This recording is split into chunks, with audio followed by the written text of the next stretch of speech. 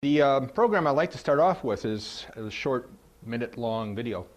And the old saying of a picture's worth 1,000 words really comes into play on this because of the fact of what's going on beneath the rider's seat that they don't see. You know, we know our customers, if it's not chrome or if it's not rusty and it's not leaking oil, they're not going to replace it as far as the shock goes. And otherwise, if it is chrome and makes noise, they'll buy it because that's cool stuff. While this is playing, why don't you just keep an eye on the rider, the horizon, and the swing arm. 3 elements. It's a test track we use up in the high desert, and we run all our vehicles that whether it's street or anything else over it. This happens to be our air dragger shock. You notice the road, you got a few potholes, but it really isn't all that bad. So you got full 3 inches of travel available on this. And that swing arm is using every bit of it.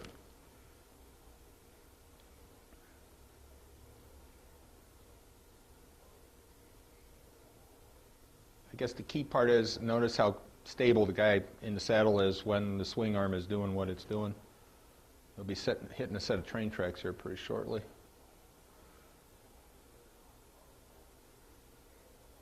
Notice the sharp-edged corner bump like that. It just not all the riders benefit from a $2,000 set of shocks that we offer, but can gain a lot of benefit for a $200 set of shocks, and we've got everything in between. And that's kind of what we're going to want to cover. We've talked before on this, you know, the OE shock in comparison to the aftermarket needs.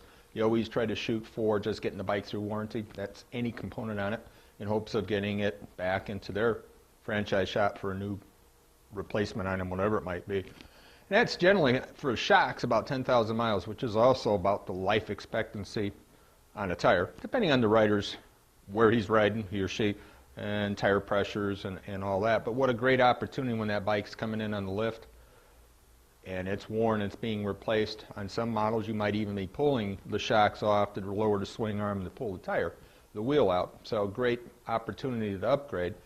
And no different than an automotive application, you know, just pushing down on the fender struts. If it pogos, it's a darn good sign that its life is shot.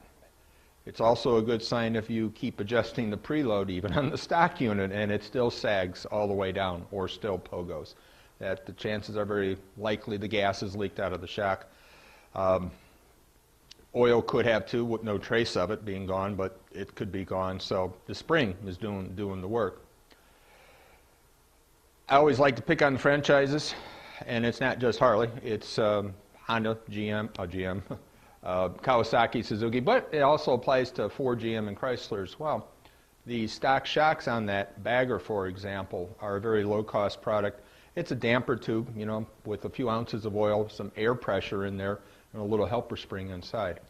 That's all, and it's by Showa, and they make millions of them. And when they make millions of them, they keep the cost down. So the cost to the OEMs is very low on it, but just think about what you're getting for what you paid for. The air mixes with the oil, causes it to foam, and by some design it's supposed to, but once it does, it fades. The oil absorbs moisture, not a good thing inside a shock. So there's a lot of things going against it to begin with.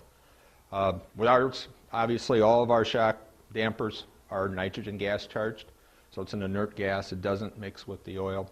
It doesn't absorb moisture, and it's under high pressure, and the higher the pressure, better control you have of the dampening of it. So there's a plus right out of the blocks for our product over what the OEs use. We truly shoot for a 50,000 mile life expectancy. I mean, don't run to your dealers now and say, oh, I got only 49,999 and they're failed. But we do shoot for at least 5 times what the OEs, and that applies to what we'll talk about a little bit later, the new mono tube replacement, as well as the 412s or the 440s. That's not meant to not create repeat business. It's to create a happy rider who tells a friend, who then comes to you and buys a set, and you know the cycle continues. Really 4 main reasons for changing shocks. One is just like we talked and saw in the videos, to improve the ride and handling of it. Ride height has become a very popular request. And that's also why on our 430 product line, we now offer it in every fitment length as we do the 412 and the 440s because of that popular demand. When we first introduced that line last year, we only did it in the very short lengths. And all of a sudden, phone calls started coming in, emails started to come in. Hey, do you offer this in a longer length? Which is two encouraging aspects. One, that the customer realizes travel in a shock is their friend, and that they have recognized how well that product line rides. So they're looking at getting that type of product on their bike. The ride height subject, half-inch increments, all our shocks, from stock down to what we find to be the shortest, safest length, and that we heavily stress. We do the homework for you, so even though maybe a shorter shock will fit physically, don't do it because you're running into potential tire fender interference or wiping out the harness underneath the fender, or swing arm contacting the frame. I mean, you can get into some serious liability issues, and we certainly don't want to do that. So we do the homework. If we say 11 inches is the shortest for that bike, there's a reason it says we say it is 11 inches. Also, on the subject of ride height, and we'll get into this a little more as we go on, but for popular models, Sportsters and Baggers in particular, where the shock kind of sits very vertical, typical rule of thumb, every half inch you shorten here is really about 3/4 of an inch in the seat. On Dynas and V-Rods, where that shock lays over almost 45 degrees, that same half inch here is almost a full inch in the seat.